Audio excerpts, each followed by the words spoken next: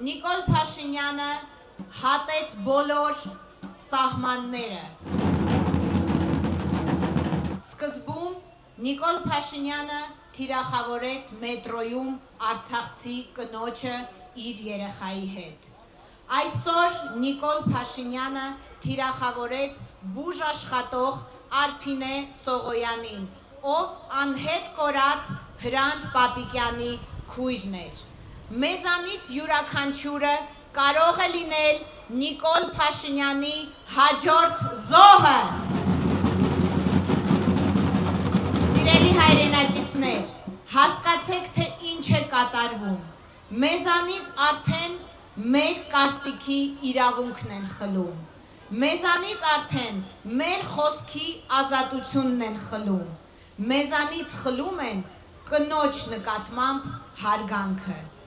Երևան քաղաքի փողոցներով շրջում էր հայրենիքի գողերի մի փոքրիկ խմբակ։ Այս փոքրիկ խմբակը ծրագրեր չունի։ Այս քարոզարշավի ընթացքում Սամվել Կարապետյանը ներկայացնում է բազմաթիվ ծրագրեր։ Հիմա դարձել է մի ավանդույթ, ամեն շաբաթ դրանց ավելանում են նոր հեղափոխական ծրագրեր, $1 միլիարդ տուրիզմի ոլորտը զարգացնելու համար, 150,000 դրամ ծայրահեղ աղքատությունը վերացնելու համար, 4 երեխա ունեցող ընտանիքին 2 միլիոն դրամի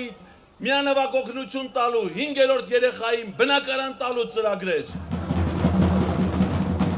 Ընդհանրապես անձրևը երևույթներ մաքրելու մասին է։ Անձրևը նաև փոփոխությունների մասին է։ Գալիս է մարդասիրության ժամանակը, գալիս է համախմբման ժամանակը, գալիս է իրավունքի գերակայության ժամանակը, այլևս մատ թափ տալով որևէ մի չինովնիկ հայ մարդու հետ չի խոսալու։ Վերջ։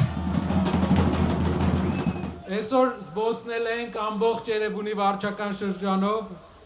նուբարաշենել ենք եղել ու զգացել ենք մեր հայրենակիցների են դրական էմոցիան, բոլորի կողմից այն փոփոխության հույսը, որը մեզ պարտավորեցնում է։ Գիտեք ինչու է պարտավորեցնում։ Պարտավորեցնում է, որ մեր երկիրը ունենա լուրջ ղեկավար։ Մեր երկրի ղեկավարը չլինի նենց մարդ, ում մենք նայելով ամաչենք։